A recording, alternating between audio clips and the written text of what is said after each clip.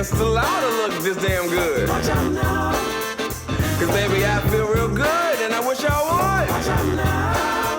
It's gotta be against the law to look this damn good. Watch out now. Everybody watch out. Watch out now.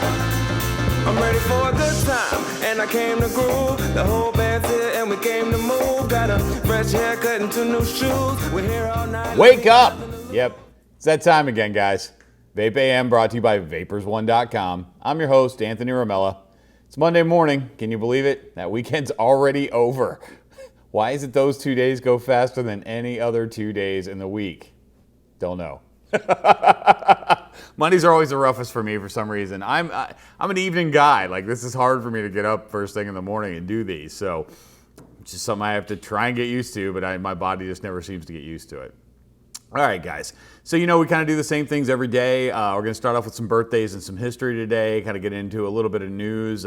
These shows basically just kind of touch the surface of some of the vape news stuff, just kind of get your brains running, have you do a little bit of research. We always put the links down in the description, so if you want to get a little bit more information or read these full articles, which I would strongly encourage you to do, just check out the links below. All right, guys. Well, let's do some birthdays first. So we got some pretty good birthdays today. Some people that it's almost like this was the popularity of the early to late 90s, kind of all the way through. So birthdays today are John Stamos. Those of you that don't know who he is, he played on Full House.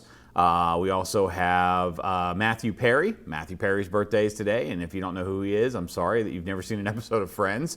And then Bill Clinton. Bill Clinton's birthday is today. So those of you that don't know, he was president of the United States before his wife tried and failed. So those are our birthdays for today. So, some interesting ones, definitely more famous people than some of the ones I've been doing on past episodes, that's for sure.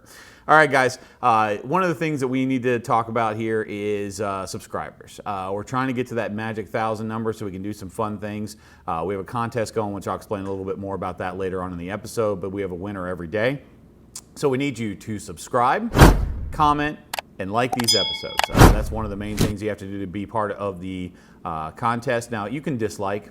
I understand that. If you got a problem with something I'm saying, I want to know. Can't we just all get along? Maybe, maybe not. But if you like or dislike the episode, I don't care which. I do need that comment, though. That's what really helps us out quite a bit, and I do need that subscription. So do me just a quick favor, take a moment and do that. All right. So let's get on to the next thing here. It's going to be a little bit of history. Now, this is a little heavy, unfortunately, for history today, but I want you guys to kind of understand why this is here. In 1963, the NAACP Youth Council begins sit-ins at lunch counters in Oklahoma City. Guys, sometimes it takes a physical action to get things to change. There have been a lot of things like this in our history, like, protests for the Vietnam War. This would have been for civil rights. And, vaping is one of these things where until we start making a public stand about some of these things, it's really not going to change.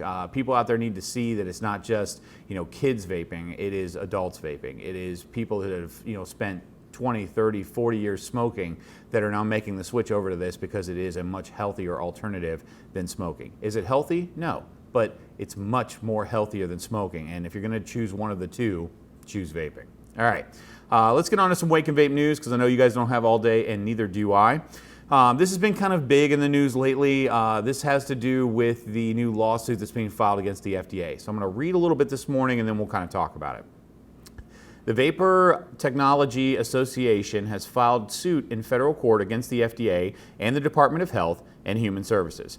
Trade organization VTA and one of its member businesses, Vaper Stockroom, are asking the court to prevent the agency from enforcing its new May 11, 2020 deadline for submissions of the pre-market tobacco application by vaping manufacturers. All right, so let's talk about this just a little bit.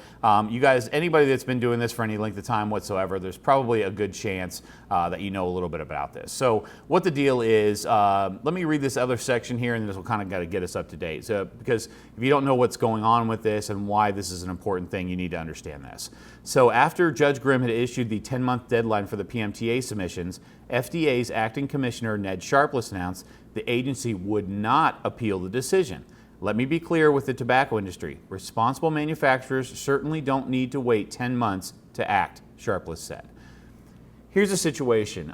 We've known about the PMTAs for quite some time, and I know there are people out there that feel like the industry has just not gotten on board with this.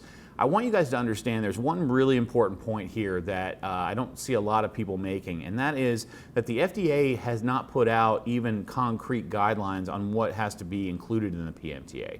There's a lot of money that you have to spend for testing lab results, things of that nature, but you need to know what you're looking for. What is an acceptable test for this? What places are going to be, their results are going to be accepted through this process? And we don't have concrete guidelines on what needs to be in that. It makes it very difficult to submit something. There are companies out there that have attempted to submit things but have been refused for even submission because it didn't include certain things that the FDA was requiring, and the problem was they didn't know.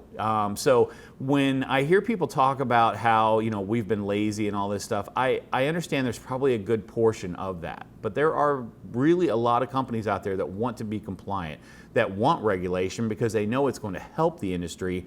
But we need to have some concrete guidelines on what we need to do to make this happen.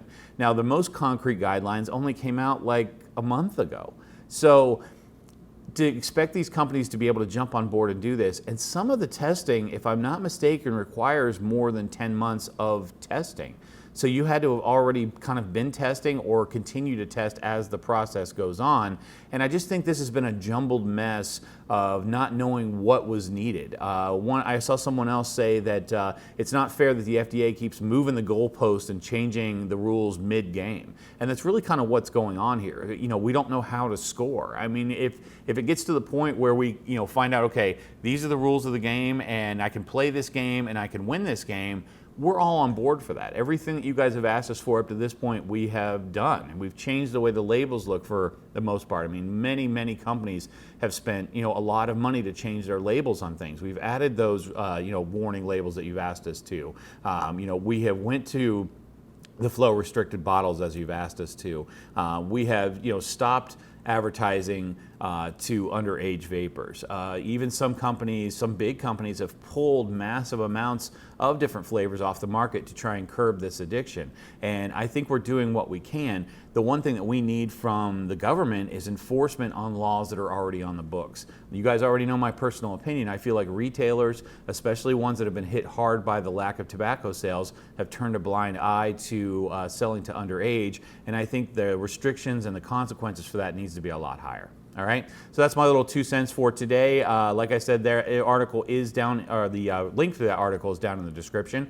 So the word of the day we're going to go with is hashtag President Joey Bing. Hashtag President Joey Bing. So that's going to be our word of the day for today. So basically all you have to do is comment, put that word in the description, you get entered for the contest, and as you guys see, we do a winner every day. $25 to our website or to the store, and then at the end of the month, we're doing a $500 Visa gift card you can use anywhere you like, all right? Guys, here at Vape AM, we always have the same goal. Stop smoking or you're gonna die, all right? So we love doing these shows, and we love you guys, and that means I'm gonna see you tomorrow.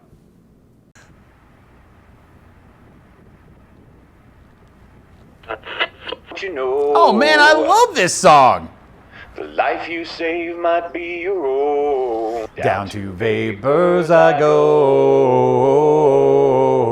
Down to vapors I go. Vapors1.com is the site you should know. So online, down to vapors I'll go.